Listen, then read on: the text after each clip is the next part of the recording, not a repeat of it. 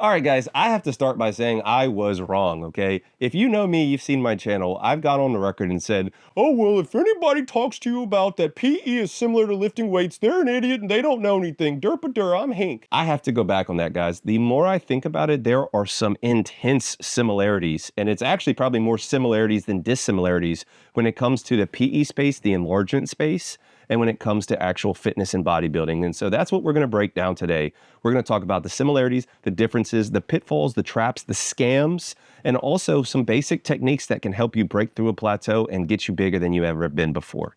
So stay tuned for this video. Trust me, guys, you don't wanna miss it. Now, you like what I do, you like this type of content, please consider subscribing. If you like this video, please hit the like button. It really does mean a lot, especially hyping the video. But let's get into it. Have you ever wondered how fitness influencers are able to buy $400,000 cars? So the first thing is kind of obvious, guys, just popularity surging. Check out this chart here about revenue when it comes to in the billions of dollars of the fitness industry. We're seeing a similar pattern on a microscopic scale compared to that of the PE industry. It's getting more and more popular every day. I feel like there's a new equipment company coming out, somebody making a new pump, a new device, whatever it may be. There's more fitness influencers talking about this. There's more YouTube urologists talking about it. The whole DMAXing thing, shouts out to my guy One Hot Trail on TikTok. It's starting to become more and more of a movement, especially with this whole look maxing and this whole clavicular thing. You guys have seen my other videos that I've made on clavicular. Now, the next thing is it's hard to get results, guys. Whether you're in the gym or whether you're trying to make your D bigger, it's hard to get results in the sense that it takes time, consistency, and results don't pop up overnight. Some guys that hop on roids, which we'll talk about later, yeah, you might see gains a little bit quicker, but typically speaking, it takes months of hard work and dedication. And whether you're going to the gym or whether you're stretching at your D, a lot of people suffer from what's called attrition, where they basically just stop doing it. They get lazy, or, hopefully they get to a better headspace and don't feel like they need to make themselves bigger. All right, guys, here's where things are going to get spicy. Science-based lifting. So in the fitness industry, there are these, oh, hey, look, first of all, you got to do your half rep, then you got to do your calf reps, and then you got to do, calculate your 1 rep max, and then you need to calculate the percentage of your 1 rep max and make sure you're hitting at least 80% of that. It's just, for my purposes, guys, I'm a KISS type of guy. Keep it simple, stupid. Like, that's what I need.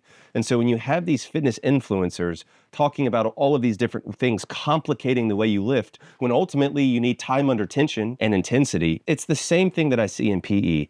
There's all these people that I see in different blogs and platforms and YouTube and Thunder's Place. And instead of just preaching, okay, time, consistency, a good appropriate stimulus, they have to feel like they need to make up stuff. Oh, well, first of all, guys, when you're doing PE, you need to do your 10 reverse flubel cranks, then follow that by 10 regular flubel cranks, and then 10 twisted flubel cranks, specifically in that order, only on certain Lunar New Year's. It's wild to me that people try to overcomplicate things as much as they do.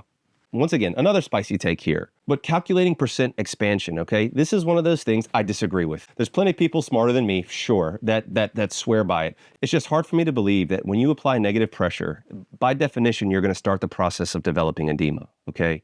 And so when you're saying like, oh, you need to calculate 105 to 107% expansion or whatever the number is, most guys don't have a good gauge to do that, and they're just measuring their size, which especially there's things like if you go in flaccid versus if you go in hard, that can make a big difference about how much edema you're going to accumulate. So if these guys are going in flaccid, doing it in a 5-minute set, they're going to have more edema. And so then they're measuring and like, oh, I'm at 105% expansion. This is working, derp-a-dur. Then they get mad when they don't get results. Hot take here too, super spicy take, okay? But even things like measuring your post, like stretched flaccid after you do your sets with the extender. Now, guys, there's people who need this. Don't get me wrong. I'm not saying it's wrong, okay, necessarily. The expansion thing does bother me personally. That's a me issue. But there's some people who need these regimented numbers, and that's what's going to keep them consistent, and that's okay, guys. But to me, when you are measuring down to the millimeter every single basically set that you are using an extender, that's how you develop pathology and obsessive and compulsive thoughts when it comes to measurements. To me, it's like the people that are tracking macros and calories. Some people need to do that in order to lose weight. But at the end of the day, it doesn't matter how much you calculate your macros and whatnot. If you're not losing weight, you're eating too much. You need to eat less, or you need to move more, or you need to do both. And that is kind of my mentality. If you're growing, you're consistently measuring your stretch flaccid length, maybe every 1 to 2 weeks, every month even potentially, and that stretch flaccid length is growing. After your first set in the pump, you're measuring your girth, and your girth seems to be increasing consistently. Those are all indicators that you're growing and you're doing something right. You don't need to be tracking every single set and every single time. To me, guys, that just seems excessive. Personally, I've just seen clients come to me for coaching. And they say, well, I was with certain ex-coach here, and he was telling me to do all of these warm-ups, and then to do bundled stretches, and then to do flubal cranks, and then to use my extender, and then to use my all-day stretcher, and then pump, and then then put on a C-ring afterwards. And they're like, I don't understand why I'm not growing. And I'm like, bro, you need to cut like 80% of that crap out of there.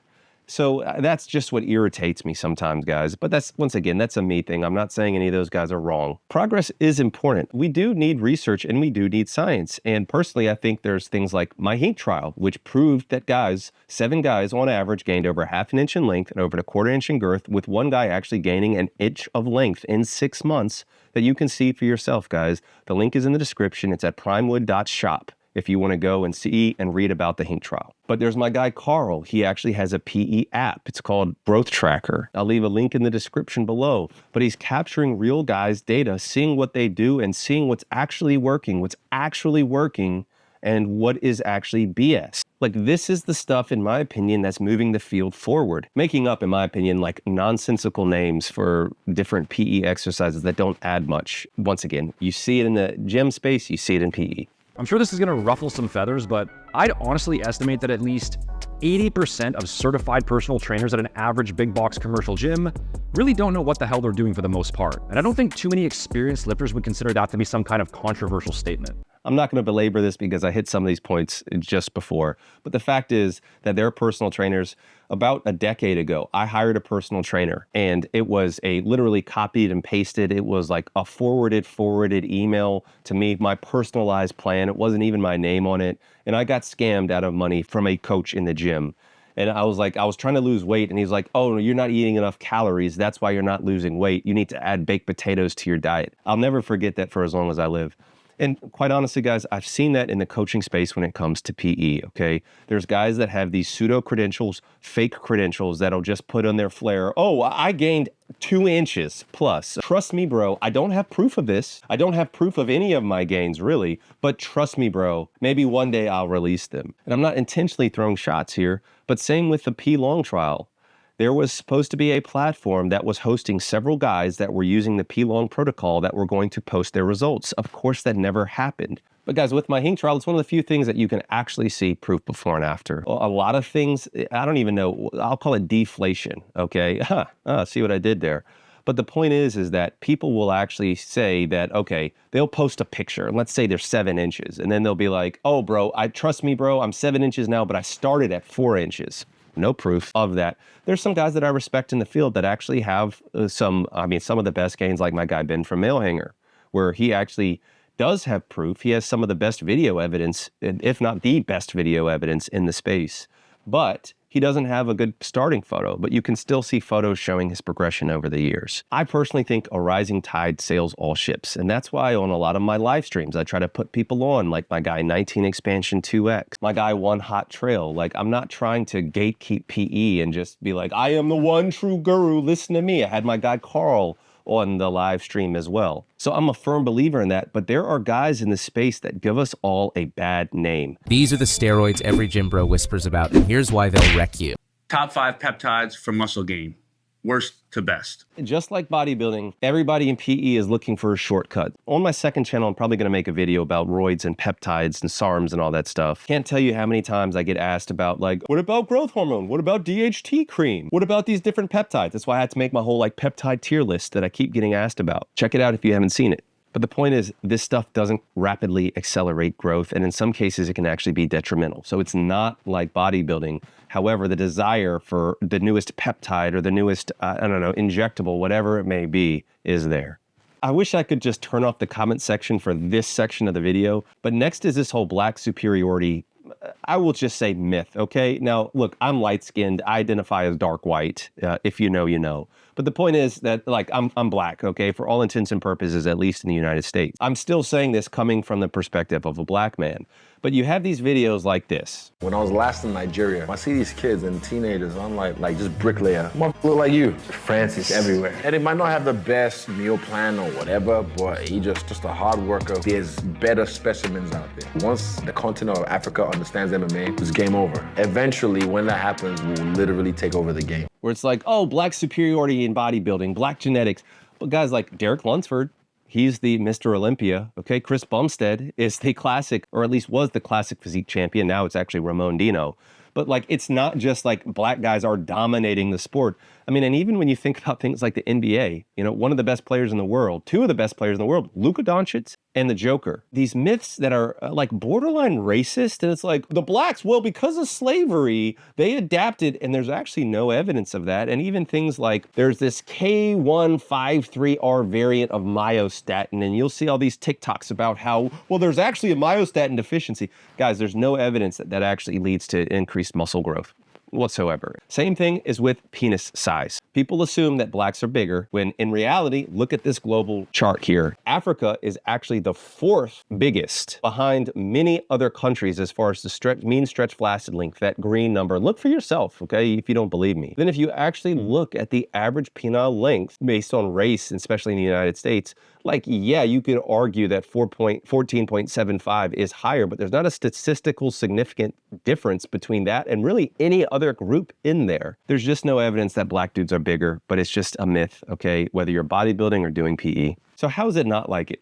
Well, obviously, guys, the way you actually build muscle, it can be similar, but with building muscle, we're talking about protein synthesis. Sometimes it's through micro tears, and sometimes it's just through a stretch stimulus. When it comes to PE, if you're getting micro tears, in my opinion, you're predisposing yourself to things like Peyronie's disease, and that's why curves develop and other pathology, including things like fibrosis, occurs.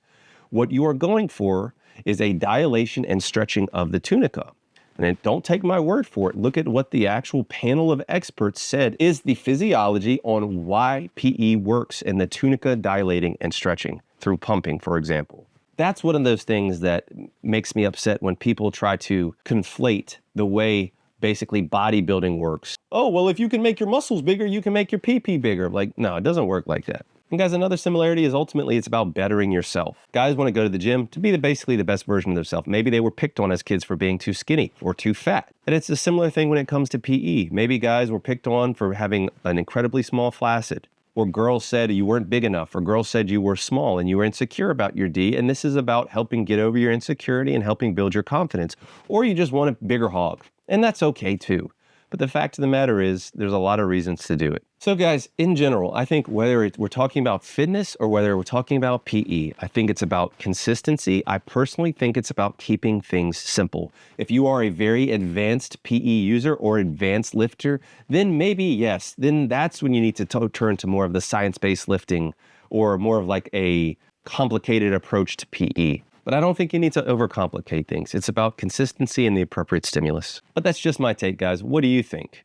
Do you think these fields are similar or more similar or dissimilar? In my opinion, I've just seen the downfall of the fitness industry with all these like fake natties and these scammers and this like bullshit ass, bogus ass like way to lift weights. I just think it's ruining it, and I don't want to see that happen to the PE space.